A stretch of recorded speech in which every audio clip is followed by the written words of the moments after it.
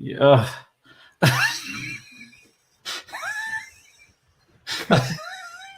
I don't know what to say. Let's dance.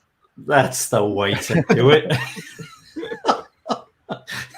Oh dear. StreamYard has a new feature, and I did that with it. I think there's better things to do with it, but that's what I did. Hello. It's sweating. Yeah. Try not to laugh. That was. I like it though. The cheesier, the better. So, good. WP Builds Weekly WordPress News. Thanks for joining us again. If you're here, that is. If not, where the heck are you?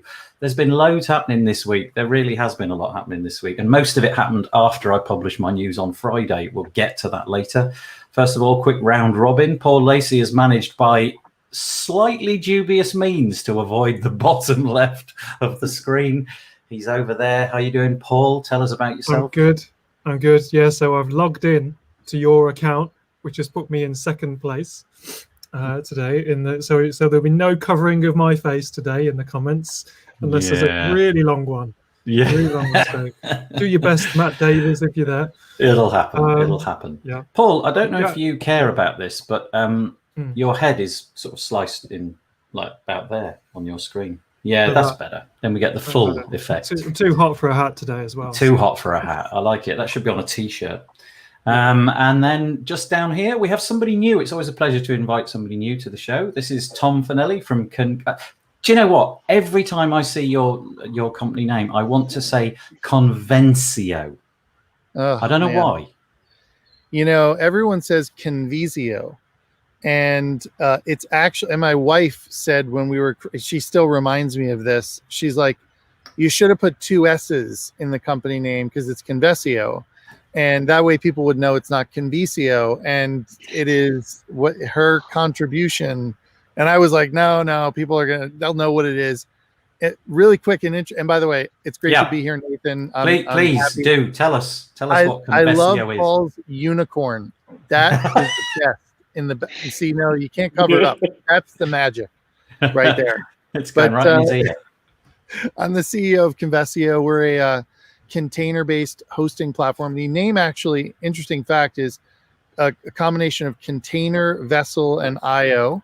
And I happen to be, as I was telling Nathan earlier, I'm making a journey with my wife and 4 kids, and our dog and our cat are driving across the country. And so I'm in beautiful Salt Lake City today. And so I'm super excited to be with you guys. And there's a lot going on this week. Thank you so much for joining us. And finally, he's been relegated to the bottom corner. It's Bernhard. How you doing, Bernhard? Quite fine. I'm trying out new toys today, like the screen. Yeah. Because my background ain't pretty today. So that's quite the lucky coincidence. So just be able to switch around backgrounds. Or there's a time and a place for this, Bernhard, and this is neither the time nor the place to be showing us background images of places where you clearly are not. You're in the Giant's Causeway and it's moving. It's called No, it's not. It's called It's a Mac app which has just been released in beta. It's dead cool. It's spelled MMHMM. Yeah, that's it. If you go and get yourself a beta account, it's free at the minute. It's really fun, but also, as Bernhard is proving, it's easy to get lost in the weeds. For sure. But there we go. Yeah, look at it. I bet Leo's. I'm going a shame. Okay, I'm going shame. I hide myself. A few little comments before we begin. Leo's saying, hello, are we live yet? We are now. And oh my God, the professional, was that the countdown clock, Leo? Yeah, I realized that. Also, Leo, have you got? Yeah. Where the hell did the music come from? I don't know if I'll do that each week. I might not. It is a bit cheesy. But then again, that's my middle name. Is the chocolate melting, Bernhard? It's hot here. It's hot here. Right, quickly, a few little things. Please, if you want to join in the conversation, we can post the comments. You figured that out already. wpbuilds.com/live. That's if you're logged into Google. It's YouTube comments, and we can see who you are. or you can go to wpbuilds.com/Facebook and join us in the Facebook group. It is actually over on our Facebook page, which is just facebook.com/WPbuilds, but I forgot to update it. And you can comment over there. But on Facebook, you've got to give StreamYard permission. And the way you're going to do that is by writing them a snail mail letter, posting it via you click on a link at the top of the description, and it'll allow us to know who you are. So there you go. And somebody that's done that is Chris. I'm hello. No, I'm hello, but late. I'm late, but hello, says Chris. Right. Let's get stuck into it. So it's the WP Builds Weekly WordPress News. We're covering the week commencing the 3rd of August 2020. I'm going to share my screen any moment now. Excuse the self-promotional bit. I can't help it. This is us, WP Builds. This is our website. Lots of links, lots of content that we produce each week. This link here, the subscribe link, gets you to this page. Fill in this form and we'll keep you updated about content. Fill in this form and we'll keep you updated about deals when they come out in the WordPress space. Podcast players, if you like listening to podcasts, we produce lots of them, really far more than we should. It's ridiculous. I think we need to be remonstrated against. Facebook group, very polite. 2,700 of us being polite. We don't tolerate naughtiness. Twitter, Facebook, you get the idea. Okay. I'm trying to find out if people have got any WordPress jobs. I know that it's harder than ever to find employment at the moment. So if you go to this link, you can post a job if you hear about one. Doesn't have to be your job, any job that you come across. Let me know and it's free. I don't want anything from it. I just want people to have work. This link here is the deals link, searchable, filterable list of all the WordPress deals that have been pushed towards the WP Builds group. You know, you can just search for something and it'll appear. There's quite a lot of money off. So they're there. What else have we got? This is our archive, news archive. Today it was all about pandas. I don't know why I do. That's what I do. And this is the article itself. So let's get stuck into it. WordPress 5.5 release candidate 2. Nothing to say except that you have approximately, 12 hours or something before WordPress 5.5 comes along. Woo, sorry. And it's very exciting. It's probably the most exciting WordPress release since the last exciting one. I don't know when that was. But seriously, I think there's a ton in this. I think this is genuinely the most exciting release since I've been covering WordPress. I think there's so much good stuff in here. But there isn't a lot of news in this, although it might be interesting to hear from Tom because he's not been on before. Have you been following this 5.5 and what's coming down the pipe? And if so, what are you excited about? Yeah, there's a lot in this release, but I'm most excited about the automatic updates of plugins and themes. Yep. I think that's a big deal. I'm a little bit, it's interesting. I've talked to Brad over at GoWP, and the whole business of managed maintenance updates and all that stuff is obviously a lot more than just plugin and theme updates. But I wonder how this is going to affect the business of people doing maintenance packages. And I think there's pros and cons on every, either side of that. People that say it should just be automated and hands off, and then people who say you need good regression testing for, potential, issues that occur on your site. But I am very excited about this, and I'm super glad to see that WordPress is taking essentially those features which we've been using third-party tools for and building them into the product. Yeah. I'm a little bit nervous about the first few months of this, in that I just don't want things to go horribly wrong to the point where everybody shouts and screams about it. I'm hoping that the whole business is very smooth and that automatic updates are handled superlatively by everybody involved in this, but we'll see. Hello, Lawrence. Nice to see you. And hello, Facebook user. Click on the StreamYard link in the description if you wish us to know who you are. If you want to remain anonymous, you can do that as well. That's fine. Entirely up to you. Okay, so yeah, that was WordPress 5.5. In theory, you should be seeing all of the updates rolling out tomorrow. So if you are on, I don't know, something like Managed WP, Main WP, then tomorrow is going to be a bit of a big day for you. How do you normally handle this, guys? I normally update an unimportant selection of sites that are just personal pets, silly projects, see how that goes, and then kind of wait 72 hours to just see what flames occur, and then hit go and just pray? I don't have a specific process, No. but I do when I'm aware that it's a big release, I will just wait for the point one fixing release, and then just feel fairly confident that that's fixing the problems. But back to Tom's point about the updates and things like maintenance plans. I mean, I sell maintenance plans, but I'm fully aware that it doesn't feel like a very futuristic, high-tech 2020 sort of way of doing things that you have to rely on like a person or a company to manage your updates. And I think from a client, or in my case, client perspective, they're probably wondering why it's the only thing in their life that needs a person to do the updates for them, whereas their phone seems to be fine. And so I know it's a different ecosystem, but I think the WordPress seems to be going in that direction of things like the the announcements when something goes wrong, that something has gone wrong and here's the problem sort of thing, and then these automated updates. Plus, I honestly think with Gutenberg being a big thing in the future, that there will probably be less array of plugins trying to hack WordPress to do things differently than it always has been before. So I think in the future, it probably will be more stable, and that we probably can rely on most of these updates. I saw some stats somewhere from somebody saying that, it's like 95 times out of 100, nothing goes wrong on all of their plugin updates. That was from a company, I can't remember who it was, but I saw it somewhere, and I rarely have a problem. It's usually a caching issue is the biggest problem I tend to experience. You do some updates, something caches, that's it. Very rare that I have a major problem with any of the good plugins these days.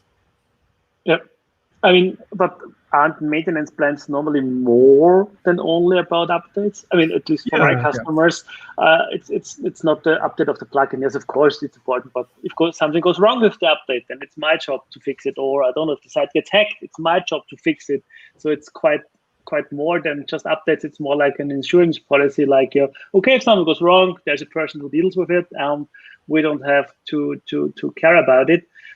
That's for a cheaper amount of money than if you have to get fixed by someone else afterwards. So I think it doesn't in any way affect those kind of maintenance plan business. I think at least not for they do a little bit more than just updates, and I think that's the largest share of them. I think regression testing is probably more likely to be important than the actual handheld updates. So, building in an automation at some point whereby that all the updates are done manually, and that every 24 hours is like regression checks, and that somebody is manually checking those, or AI is checking those in some way. That's probably where it's going to go. But having someone, because I go in and I press update on stuff, it's just such a waste of time. It's not what I studied at university for. I think the thing will be a good move, because all the sites finally stay up to date. And I think, like Leo just wrote in the chat too, there's more harm done with outdated sites than with gone wrong updates, because most of the sites, WordPress, it's a fairly static environment. I think maybe e-commerce sites need a little bit more care, maybe. But even there, I mean, okay, it depends on your order volume. And if you go beyond the certain threshold, you anyway have things like staging and all the fancy stuff. So I think it's not a big deal. By the way, Bernhard, it's extraordinarily cool when you wave your hand like that. We just get this like super weird effect. I don't know what, it just reveals what's in the background. I wonder. Like from an aha video. Yeah. Is it aha? That's exactly That's that. right. Yeah. Take on me. That's right. Yeah. Good yeah. The way that's pencil drawings. Yeah. If you've got a Squarespace site or something like that, you're not going to log in and click update, are you? You're just going to log in and it's been updated, right? It's totally done for you. And I wonder if that's where we're heading with WordPress. I don't really have any insight into what the ultimate intention is. In other words, will there be no system of updating? It will just push updates the moment the plugin author releases it, or is there? I just don't even know. Well, I mean, I think the primary difference between those type of platforms and WordPress, and I'm sure that Bernhard, Paul, like all the really great people that build websites that maintain them that I work with, have a set of plugins that are essentially what they use to build every site. Where I see problems start to come in is I log into a site and it's got 50 obscure plugins that I've never seen before, right? And doing really important things like forms, right? And so that to me is in those Weebly, Squarespace, Wix areas, they've got very tight developer approval systems and standards where they release these apps into their marketplace. And so we haven't historically had that type of an ecosystem. It's very open, and so therefore, and there's just such a vast amount of plugins out there. It'd be amazing if we could get to that place where things would just happen automatically, but I'm concerned about the folks that use these very obscure themes and plugins, because I think the ones that have the least amount of problems are the ones that keep everything up to date, and then they use really supported and updated themes and plugins. Yeah, that's all completely to be agreed with. Yeah, Chris is saying that he's not looking forward to Saturday. I know Chris has got quite a lot of websites to update, so yeah, could be an interesting time, couldn't it? He's going to wait, like Paul said, to 5.5.1, which will happen pretty quick, I would have thought, in a few days or so. But I and see really what goes from there. If anyone used to watch the TV show Lost years ago, that classic, there was a chap called Desmond on the island who had to press the button. Otherwise, the island would possibly explode or something like that. Every 10 hours or so, you had to press this button. And hopefully, we're getting past that with updates. Yeah. Don't what have be we a got? dead. Oh, now this is okay because we're not sharing the screen, but it's going to take off. It's going to take off some lower end of you guys. If you work any type of corporate environment, though, updates are never automatic. It's usually IT that manage it, and that is a given. I'm sure the casual blog owners won't equate that as important, but an e-com store owner appreciates the care taken and software updates when it is their business being handled. Yeah, fair enough.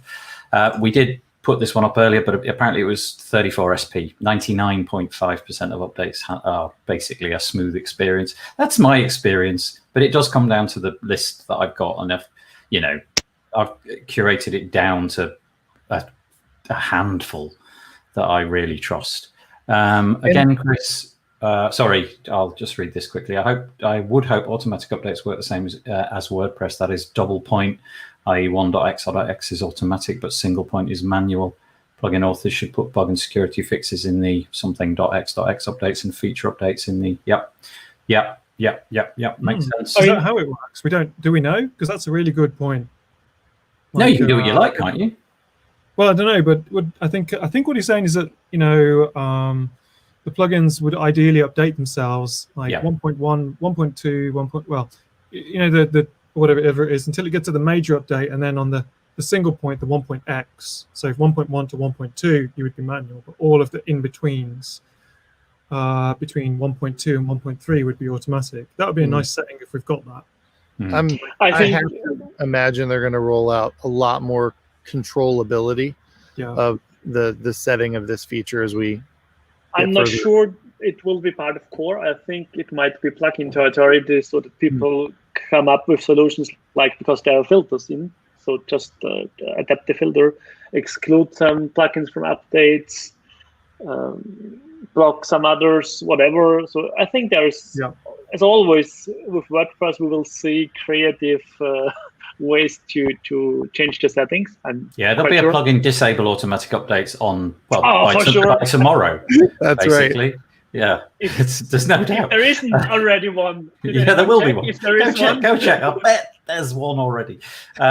Sean says continuous integration has become the norm in modern web dev, so there's no reason why this isn't a possibility. Thank you, Sean.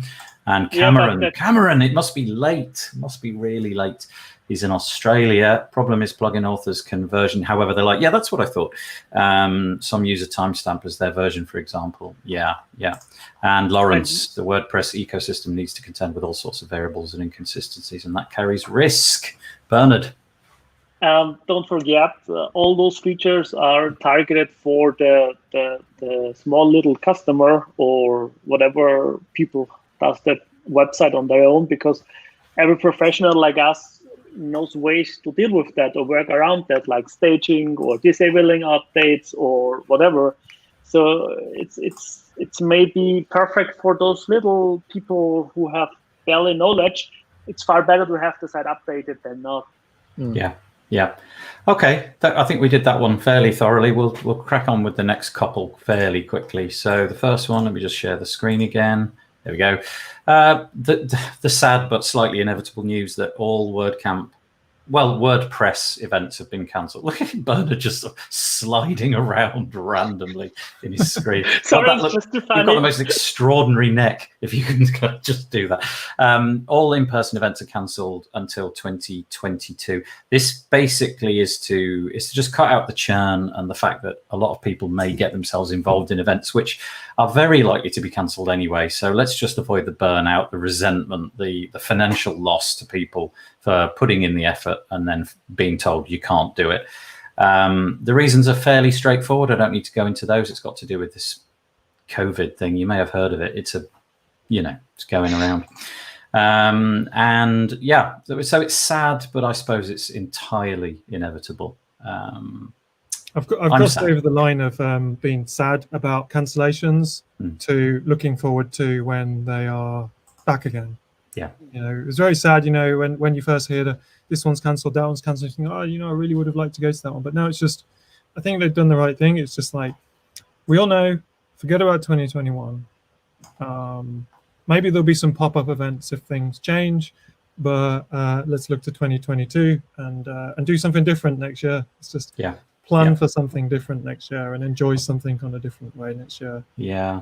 Anyway, the events that were mooted to be online, so things like WordCamp Europe, they can carry on and presumably still receive some backing from the WordPress Foundation, but you can now no longer go to the WordPress Foundation and request anything in 2021. So yeah, there you go. Yeah, I think the interesting thing about this that caught me was there's a line in this article about fatigue, people getting fatigued. Yeah. And I interpreted that it's interesting, Nathan, you just interpreted it as the, fatigue of people getting frustrated with preparing and canceling and all that kind of stuff. I kind of had gone through this thing where it's felt like we haven't nailed this online model yet of conferences. And it's like everyone seemed to get more and more less exciting and less interesting. And I was really bummed. And the thing that I realized I was wanting was that social interaction. Yeah. That's the thing that's really great. It's not the educational stuff so much as it is the meeting people and being with people. And no one's really nailed that yet in the online model. There was something in this exact piece, wasn't there, about they were saying that, where is it? They use something like they've got to really step up. Can't remember, but they were saying that, in the future with fatigue being not just about participating in coordinating and organizing these things, but also just turning up to something which is a formula that we've seen already 100 times in the last 3 months. The idea that somebody needs to innovate and just really turn it all on its head. And I wish I could find that sentence because it was so good. Here we go. This challenge forces organizers to proceed only if they can knock it out the park in terms of creativity. Otherwise, it's simply hosting another conference in the same tired format for the sake of tradition. And I've now found the word, I've been trying to use this word for skeuomorphic is the word. Skeuomorphic is where you try sort of in an online environment on a computer to replicate the real world. So we've got these skeuomorphic online event platforms where they try to make fake tables and they try to make a fake stage. And it just feels like that's kind of weird. But somebody is going to nail it. And when they do, it'll be great. And I'm looking forward to that moment. There's smart people who are not able to run events right now, who will come up with stuff we probably couldn't even think of. It's always the way. Especially now, where there's a a real, there's an economic need for it as much. If you hit it out the park with an online event platform, it really was different and engaged people because it was new and innovative. I feel you'd clean up. Lawrence has made a comment about Vito's event. Sorry, Tom, you've been. Oh, Tom, totally blank. There we go. Thanks, Lawrence. So I mean, I was part of that event, and the best part of that event for me was the virtual hallway track where almost Bernhard was there almost every evening, and we met some new people like you would at a real WordCamp. You met me. Yeah, exactly, and that's why you're here now. And that was because through I think I possibly met one of your colleagues as well, Tom. Because I'm pretty sure that's how somehow you ended up with the link to come on the show. Yeah, that's right. That is right. Because of that event. And I think the only way you can make the most of that event is if you actually say, at the moment in their current format, is to literally say to yourself, I'm going to go into this event and meet some new people. Whereas if you go to a WordCamp, you can't help but meet some people. You can just be quite passive, but you will meet some new people. Yeah. But of the thousands of people who attended that event, only probably a handful percent, like 2%, were in the hallway track in the evenings. So it went a long way to that, but there was probably some other events in the future could somehow figure out a way to get more people communicating with each other on a meaningful level rather than typing comments to each other, which isn't always how you talk to each other in the pub or in the hallway track, whatever. We'll get there. I've no idea what that word is, Leo. Aussie. I don't know if that's a pithy comment. I'm not sure. You know a lot of words though, Nathan. But that's not a word, is it? Is that a word? It's got the word Zoom embedded in the middle of it, so I'm kind of suspicious it's like I don't know. Leo, tell us. This is true, right? Dan Maybe and the team at WP and Up, which is now called Big Orange Heart, they have really spent a lot of time building a platform which is really good.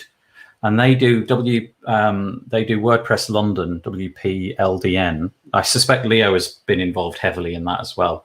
And I think Tim from 34SP. And it's really good. It's different. It is different. And when you actually go in, there's a video of Dan, and he just talks you around what's there and how to use it all and get the most out of it all. And you can do with it. It's brilliant. So hats off, hat tip to them. And I think they're going to continue to use it. It's built off the back of what's it called? The FOSS one, Gisty, Jitsy. That's it. Yeah. It's the same what Vito used and others used. I think they've taken it to another level, though. It's really good. Anyway, okay, should we crack on? Let's move on. There we go. Well, do you think? Okay. Do we need to know? We don't need to know the difference between WordPress.com and WordPress.org, but the press apparently do, especially TechCrunch. And so news that has blown up everywhere, isn't it? This is the one. This is it. This is the big story that I missed. Yeah, everyone's talking about in all the Facebook groups. It is. Do you know what? It is interesting though, because if you do just say WordPress and you actually mean WordPress.com.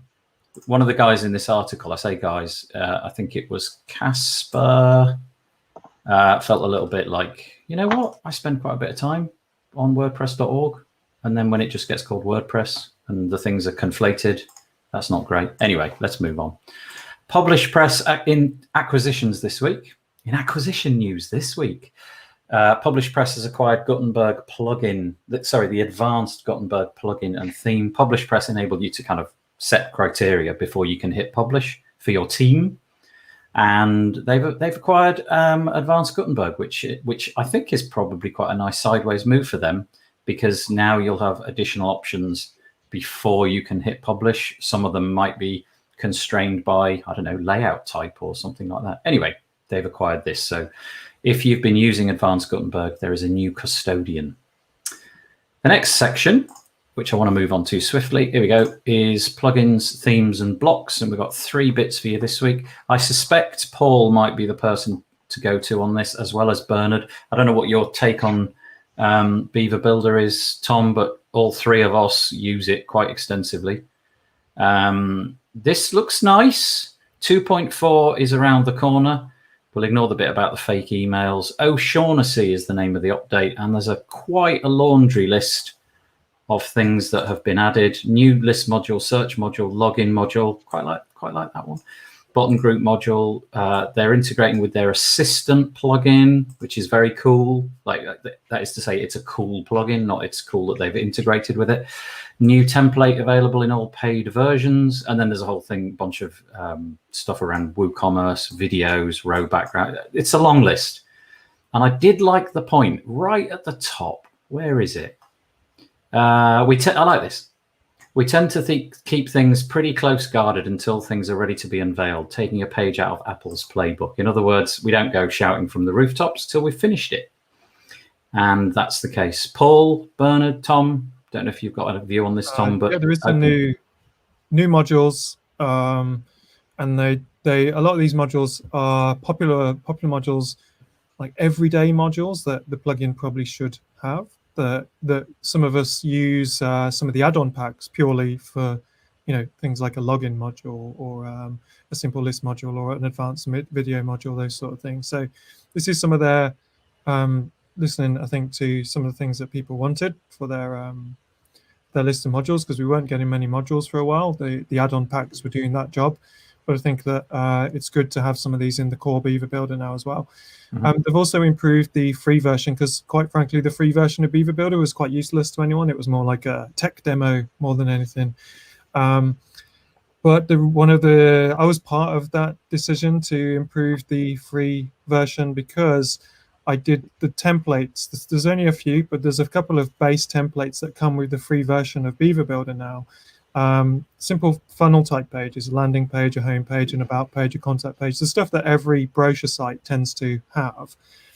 But it was basically impossible to build those pages without at least 3 or 4 of the pro modules coming into the free version to make it doable. So you can actually use the free version of Beaver Builder now and make a website out of it quite easily. You'd be better off to buy it and have the pro stuff for sure, but previously you would really struggle, I think, to have a real reason to download the free version of Beaver Builder versus something else that was free and had better features in there. Yeah.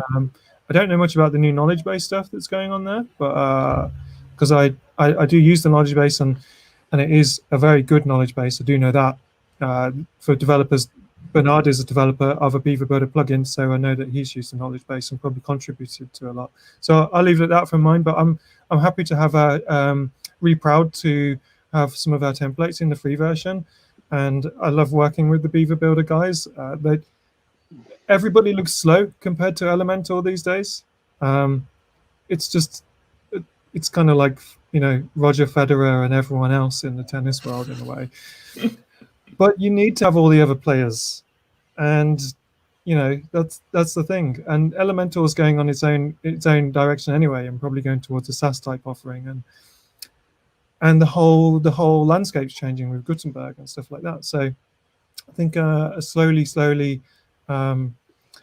way of doing things might have turned out to be a smart coincidence or strategy in the future. Yeah, thank you. Bernhard, anything to add? Yeah, for one, I like the new option to set the responsive preview to the actual values you use for them. So that makes things just easier. I think it's one of the greater points. Regarding the knowledge base, I think they moved because they had multiple products and it didn't work out that well for them with the Help Scout, where all was mixed up together for search and stuff like that. But I didn't really play around with the new one. It's just rarely that you need something or just take a look again, because it's most of them you already know or have done or whatever. Regarding the development speed, well, for us it's good because it's stable. I mean, you don't always need those fancy bells and whistles kind of stuff. I mean, they are progressing, they're fixing stuff, but they rarely introduce new bugs or have some sort of regression. And I still get the feeling that Beaver Builder is one of the stablest WordPress plugins out there, because I have 0 to none issues. I don't know how it's working out for others, but most of the stuff just works. Yeah, and that's an important thing. It's not every. I don't need every settings and every option to be able to be set in a graphical interface. And I think it's a good thing that Beaver Builder knows their audience or tries not to cater to everybody. I think that's a way to find your niche, kinda. Yeah, they come under some in communities and behind the scenes. They do come under some flack about are they doing this, are they doing that, and comparisons to everything else. But I think that everyone's expectations these days is kind of their own understanding of what they've seen elsewhere, whether it be in SaaS apps or in other plugins, and I think for a while they were up there as everybody's recognizing the stability, and that is the best thing. I mean, one of the things I do on almost all the sites that we're building when we're using Beaver Builder is turn off around 95% of the modules that I don't need. So I definitely don't want any, another 15 modules adding to Beaver Builder Core. I'd like to see some global style options and stuff like that, and I know that some of those things are in the works. Yeah. And I've spoken to them about what their plans are for that, and I know some information about the way that they're planning to do it. And from a perspective of someone like me, in a world where everyone is trying to have their global settings in their plugin. So where do global settings live anymore? Do they live in WordPress? Do they live in Gutenberg? Do they live in your page builder? Do they live in your theme? Do they live in your SaaS, your CSS file? And I've talked to them about that, and that stress for me about, I don't want 5 different things that I'm using trying to dominate the global settings for me.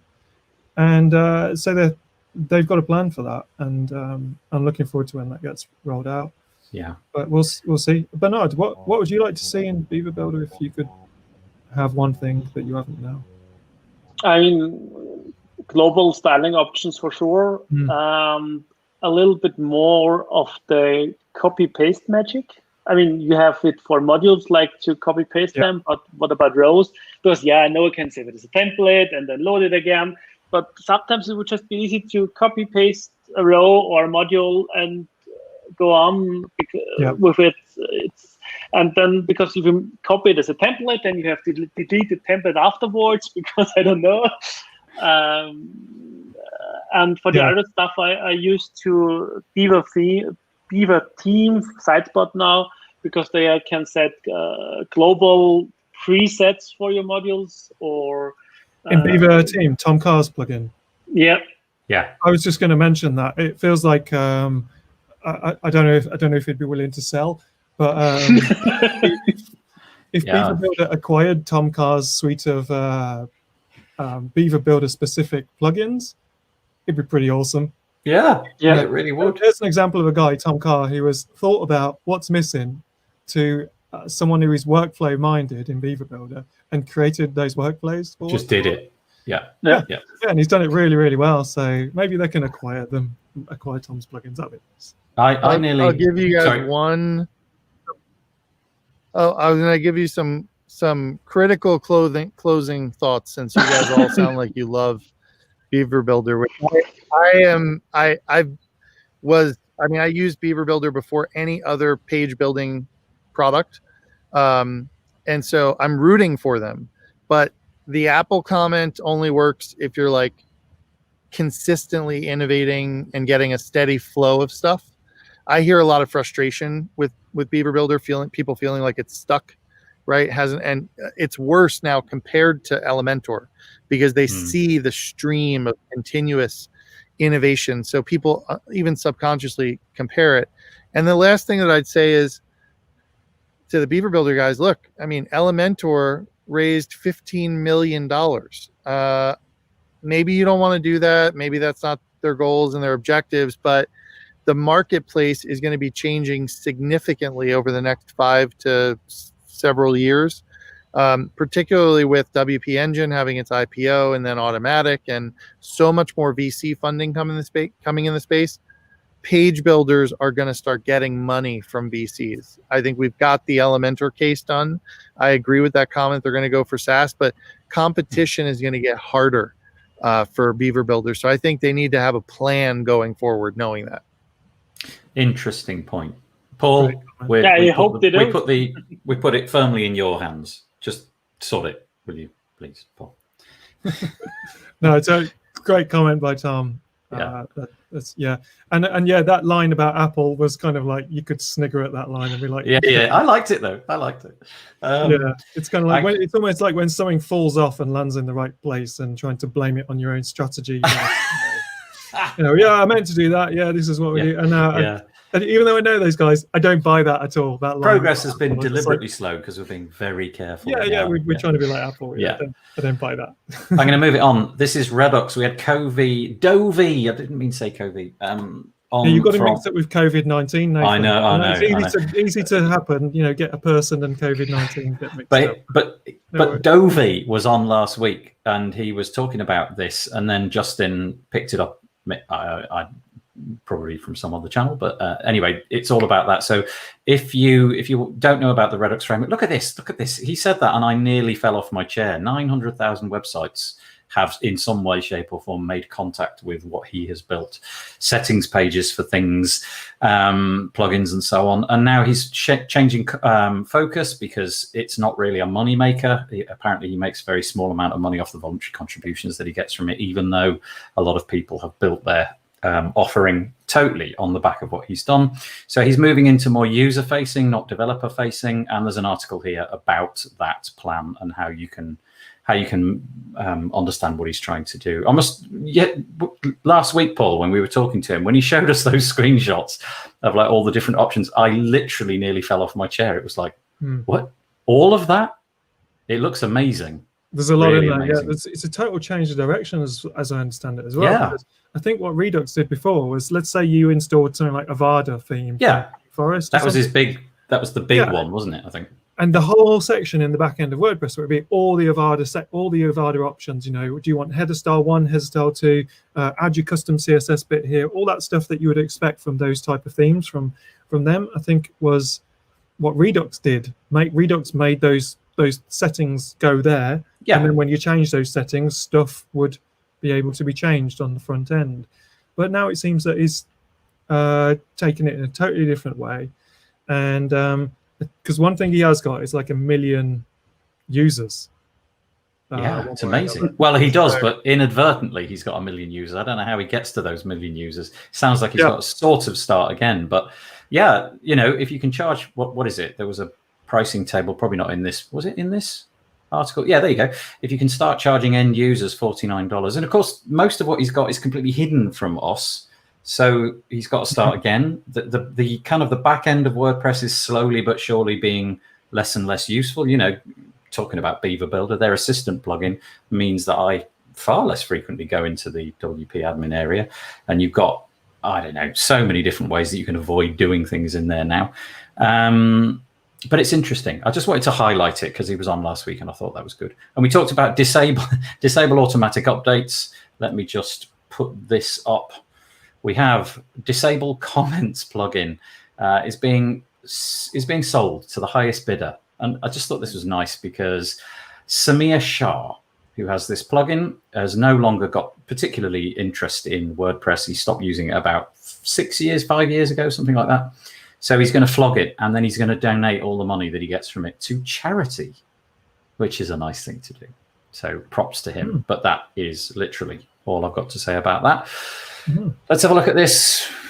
Deals. There's a bunch of deals this week. Here they are. Go and have a look. There's not much else to say about those. There was I think the only security one I want to mention is probably this one. Actually, no, let's go for this one as well, but we'll start with this one. 700,000 sites using Divi. The floor gives authenticated attackers with contributor level capabilities the ability to upload arbitrary files, including PHP. Doesn't sound good. 700,000 sites. Whoa, so many numbers. And basically, if you're using any of this, go and make sure that you're updated. Of course, in the future, this will be a moot point because it'll have automatically updated. And the newsletter plugin, it isn't a generic thing. It's not newsletter plugins. It's this one called newsletter plugin. Don't confuse it with the generic thing. 300,000 installs. It's an XSS vulnerability. Make sure you're fixed. WP builds, we did. Have you ever seen this guy's plugin, Maps Marker? You're all going to shake your head, aren't you? Yeah, you're all going to shake your head because, like, I'd never heard of it either. Robert Harm has the most outstanding Maps plugin.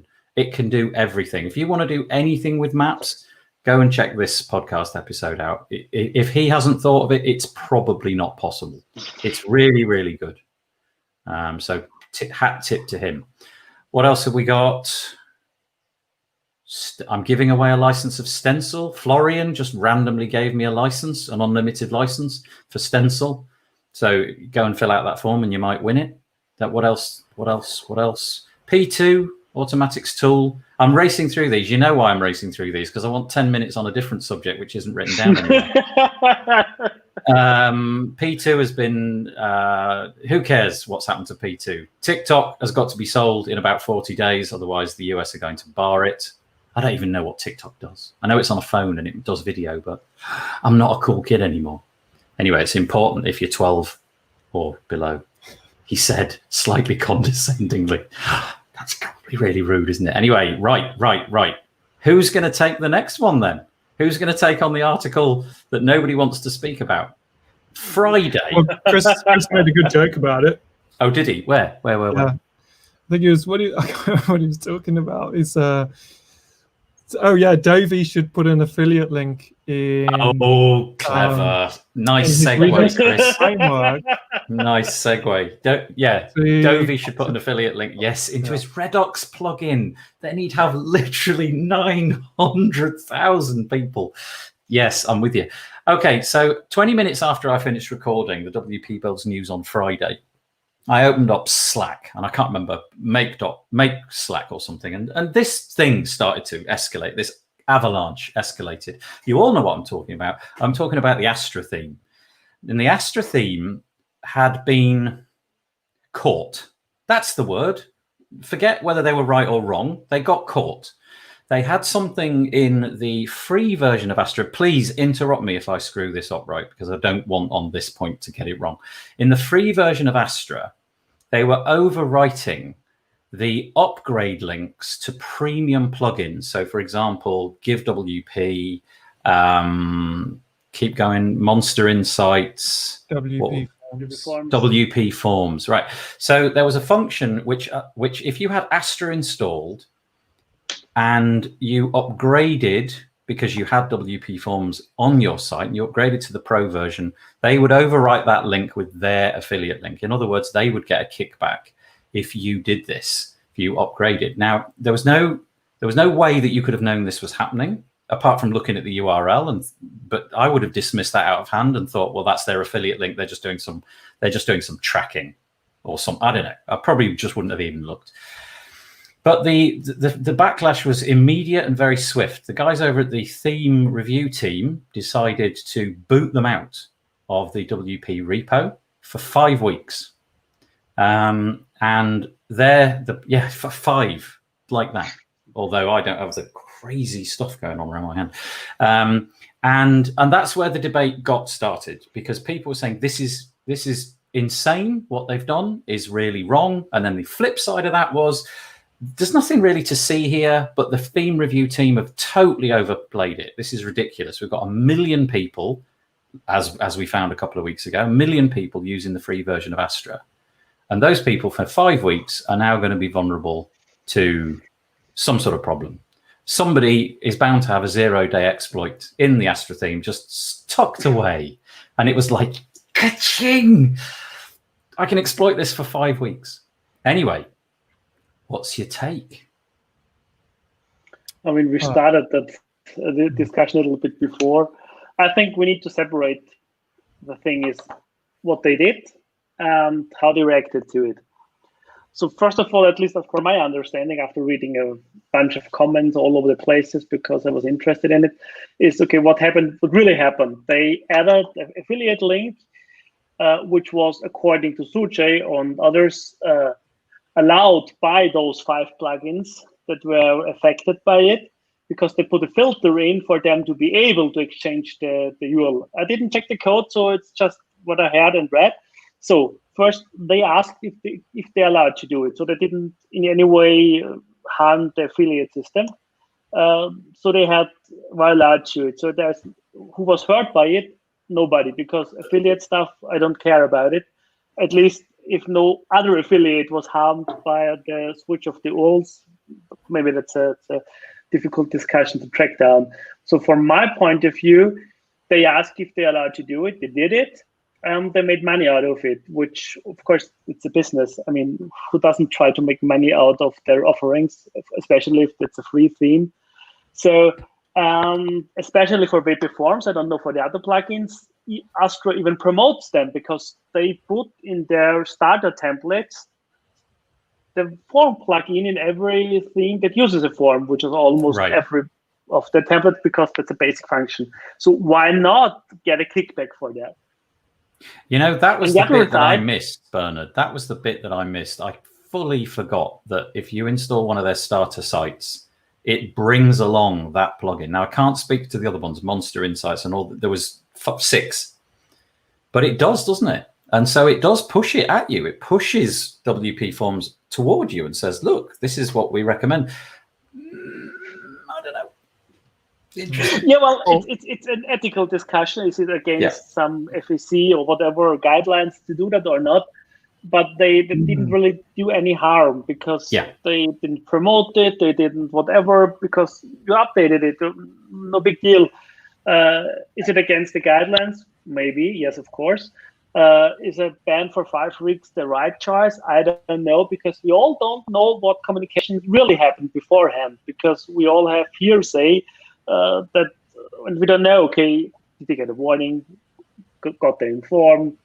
Was there any prior action to say, okay, please remove that? Well, the claim, the claim is that there was, or at least it read that way. You could have read it that way.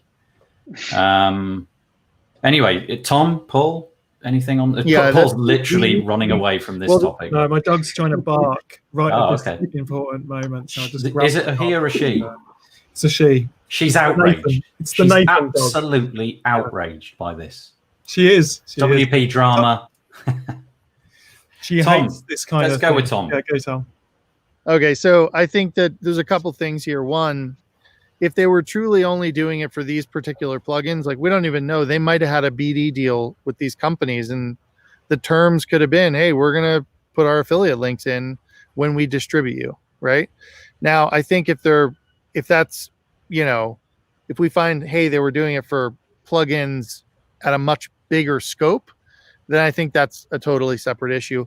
I did also think that the email from WordPress seemed kind of biased a little bit. I mean, it sort of was like they were shaking their finger at them and like, we've told you this before. There was definitely like some perspective there that they wanted people to know they've been a naughty developer and broke some rules. Yeah, there was definitely an element of that. In fact, I think a lot of people, depending on which side of the fence you sat, that was the thing that got picked up on that side of the fence. Like, what are the rules? Who decided 5 weeks? Where's it written that 5 weeks is what we get? And where's the governance of this? And somebody in the Facebook group that we run today made that point, or maybe it was Paul in Facebook. Was it you, Paul? I can't remember. But saying it speaks to the fact that we maybe do need a governance project. Maybe we do need somebody to have complete oversight of this. Maybe they do. Yeah, I never used to think we did. I never used to think. I was always like, what is this? Is it just like a political thing or whatever? But I think it is a separate issue that the theme review team don't have a way to punish theme authors other than that also impacts really badly on all of the innocent users and stuff. I think the thing is that, like, what is the what can happen if stuff like this was allowed to happen? Right, oh, it'd so be mad, wouldn't it? It would fully be chaos. Yeah, we know that, like, no doubt this was really naughty and it wasn't an accident, no doubt. And they've apologized. They've put a post out on their website that says we made the wrong decisions. We're going to try and change, our policies internally and think about it. They've apologized for that, but 100% they did something naughty and they were caught, like you said. They were caught red-handed, and it's a disastrous PR for their theme, because they will never be able to shake that this was the theme that had the scandal about the affiliate links, and there was, and that will always be the criticism of Astra from this point on for anyone who's got a beef with Astra. It's always going to be, yeah, but this happened. So that's on them. They've got to own that. And so the quicker they got to the apology, the better, which they did after about 2 days. But they did do some pretty half-baked apologies in the first place, which were like. But doesn't this feel like WordPress really? I mean, like, if a developer at Apple had a problem, I'm not sure Apple would air the dirty laundry of why they took them off the App Store. So it's kind of like there was a decision made here by WordPress to sort of throw these guys under the bus, it feels like. Now, I don't know whether that's the right thing to do or not. We're an open community. If you violate the terms of service, maybe there should be public flogging. But it feels to me like there was a point to be made by WordPress doing this and making it so public. And I mean, they had to know there was going to be a big backlash on this. And I guess that's the question of, is that fair? I don't know. Yeah, it's really interesting. Honestly, I don't know where to sit. However, storm in a teacup, it's all over. The whole thing is over, because no sooner had they said it's going to be 5 weeks off the repository, I wake up, went to check Slack this morning. It's back. It's back on the repository. It's not, because that just means the users aren't getting in trouble right now. What do you mean? It's not back on the repository. It's on the repository, so the users are no longer being punished. Yeah. So if you're an innocent user of Astra, then you no longer have this problem that you won't get security updates. Yeah. If you were an advocate of Astra, whether you use it for your clients and stuff like that, your clients no longer have a security issue. So that's great. They've solved that problem, and that's why the governance project issue was relevant again, because it's kind of like, well, if they've had to retract their punishment of that, what does this mean now? So, how do we stop this happening again? And it does have to not happen again from anyone, because here are the sort of things that can happen if that was allowed to carry on. You could have, Astra's got 1 million premium users, I think. Premium users? So we're not even talking about the free one. We're talking about the premium one. And honestly, I'm not having a go at Astra. I'm just saying that the concept of what could go wrong is that you can have a situation where a company, whether it's Astra or not, Brainstorm Force, someone else, doesn't really matter, has all sorts of relationships with influencers in the WordPress space. YouTube creators, YouTube video creators, this sort of stuff. They can put these links in if it was allowed to be happening, and have people, creating videos about which free form should you use. Oh, use WP Forms. It's the best one, and then 100,000 people install it. And that company who has a deal with all the influencers can go, hey, we're giving you kind of a bonus if you mention WP Forms, especially, because it helps us, we get a kickback off that. And that shouldn't be allowed, that as much as possible, us as end users are able to be manipulated without us knowing, and thinking and not being able to see that there was a plan of why a particular message was put out. There's one thing having an article saying this is a great plugin, by the way, this is we get an affiliate kickback if you use this. You can then make up your own mind and think, okay, it does look like a good plugin. I don't mind that they get an affiliate kickback. I'm going to click the link anyway and try it out. They've answered some of the questions for me. But to have a situation that sits underneath the code whereby all of us can look at content online that looks completely as nothing to do with affiliate marketing, and not know that is going via a back route to a way that makes us install something, and then and then give an affiliate kickback to something is not, we call it in England, it's not cricket. Okay. So, you know, cricket is the sport that's supposed to be the honorable sport and you don't cheat and all this sort of stuff. And it's not cricket, and I'm glad that they've apologized. I'm glad that the problem is solved for the end users, but we do need the repo team to have a way to make sure that as WordPress as a system gets bigger and bigger and more commercial, and $15 million goes into Elementor, and this company gets acquired for this much, and these hosting companies are acquiring this plugin and that plugin, and Yoast is acquiring this, that there isn't a way for the whole system to get completely corrupted. Yeah, that's what I don't want. I don't want the whole system to get corrupted, because quite frankly, if it does, a lot of us will just stop using it. Yeah.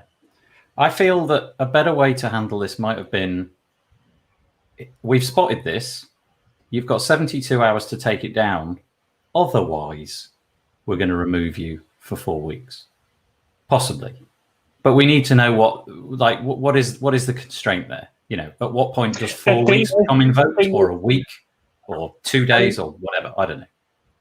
The current system has one big problem, because updates, neither for plugins nor themes, are in any way monitored.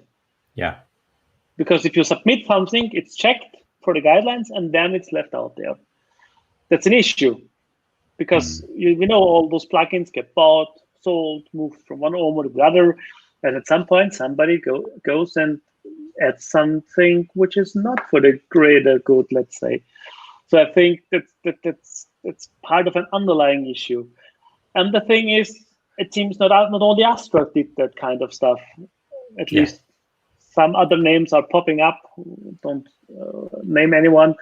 I'm going to put a few comments up before we end. Sorry, I'm just going to have to rein this in because I've got to nip off. Chris Cameron wanted says, to know what my dog thought as well. And, it's important. I think you've been channeling your dog. I think all the common sense that came out of your mouth in the last 10 minutes came straight through your dog. To be honest, my whole voice, my whole Brummy Birmingham accent came out because I was clearly a bit wound up about it. I could sense the beads of sweat got many more. Yeah, she's not too bothered though, because she uses Generate Press, so she's not that bothered. Oh, nice. I see what you did there. The problem is allowing affiliate links is the decisions are made based on what affiliate programs pay the most. Yeah, good point. Wild West. We got the words Wild West in, Bernhard. It's fine. Everything's good this week. I've owned Astra Agency for a couple of years. We'll take it for why did it take so long for WP to catch on to what they were doing? And if indeed it is wrong to do it. Yeah, good point. Leo Mindell. Oh, Cameron wants to know what the dog thinks. I think we all want to know what the dog thinks, but likely we won't get to know because it's a dog. I think that Tom is reading too much into the decisions. I expect that the decision was not thought out. And then he follows up. We also need to look at how others ambush market. Do you know what? I was going to say that. If anybody said the words adverts in WordPress admin area, the plugin that comes to mind is Yoast, isn't it? And I wonder if everybody will now think affiliate links in plugins, in themes. Everybody's going to think Astra, aren't they? There's a few more. Good points, says Paul. Look at this. 2 people think that Paul is speaking sense today. This is how... Out of the whole universe, that's not bad. Yeah. Is this a Lacey planning on Sport 101? And finally, whoever this one is. More comments coming in. I think we're going to have to stop it, even though I can't put all the comments up because we've run out of time. That was fabulous. Lacey splaining, I love that. Lacey splaining, it's great. Not Lacey splaining, it's Lacey splaining, like mansplaining. Yeah, mansplaining. Lacey splaining. For goodness. Right, Bernhard, just to be clear, that piece of software is hereby banned. It's not allowed. It's verboten on all episodes from now on. We need a little bit more fun. Or actually, I might just take a photograph of my office and send it to you, and you can have it as your background. That'd be fun. What did you say, Tom? That's what the intro music's for, the fun. Yeah. We get the fun, 5 seconds of fun, and then it's just all downhill from there. Yeah. Yeah, we are so freaking serious. I'm sorry. I'm okay. No, I'm joking. You can keep it on, but we just won't have you back. No, that's all. No. I'll show you very quickly. No, you're right. You see, you're right. You've added a certain je ne sais quoi to the whole environment. Paul, what you might as well, you're on a roll. Tell us what's going on this week, and it had better be good because you've been great thus far. I don't know. Moving on to Tom. I've got a big launch. I've got a big launch going live on Monday next week, so everything's got to be finished. And I do need a nice kind of map type thing for a directory. So I'm going to go and check out Maps Market Pro for this, because it may well be the solution to what I was going to Google straight after this podcast. So nice. Yeah. What's happening this week, Tom? Anything? Oh, we know what's happening. You're literally moving across the country. I'm moving across the country. At work, we're finishing up a really big release, which we're excited to get out. And we're partnering. By the way, I can break some news for you here, which we haven't told anyone yet. We are now enterprise Cloudflare partners. And so everybody that gets an account at Convesio is going to have a lot of the enterprise Cloudflare features baked right into their hosting, which at most other places you have to pay for. That is nice. That is a good thing to know. Oh, you heard it here first. That's right. You did hear it here first. That's good. Tom, I feel that we should, at some point, when the dust has settled on your house move, we should get you on and do a podcast episode, and you can explain fully how it works. And finally, Bernhard, what you're up to? Yeah, for example, using my great new toy, finishing some pro bono sites, which I call them pro bono just for friends, family, or extended area, or people I like, but they don't have money for it. Like, for example, those 8 girls singing beautifully, and we just made them a new site and a new logo. So that's the kind of stuff getting done this week, because it's summer and it's a little bit slow going in every other area. So why not? That's very cool of you. Have you ever heard of 48 in 48, Bernhard? At some point, yes. They do 48 websites in a weekend, and it's all, what's the word I'm after? Philanthropic. That's the word I'm after. You could probably take on all 48, though. We know how good you are. No. Looking at what's this? Looking at the ceiling in Nathan and Paul's room, obviously in the same house. That's right. Yeah, I'm over there. He's over there. Yeah. Could be. We live not far from each other if you live in the United States, but in Britain, it's miles. It's really far. Right, we're going to go. Thank you so much for joining us today. Please tell everybody all about it, even people who don't use WordPress. They won't care, but tell them anyway. And talk about Lacey's dog, because frankly, he's that's so cute. What we're all here for. I'm going to put up the banner. If you guys on the panel just want to stick around for like 30 seconds afterwards, but for the rest of you, the event is over. Take care. Thanks for joining in. All the comments were absolutely special. Thanks so much indeed. Take it easy.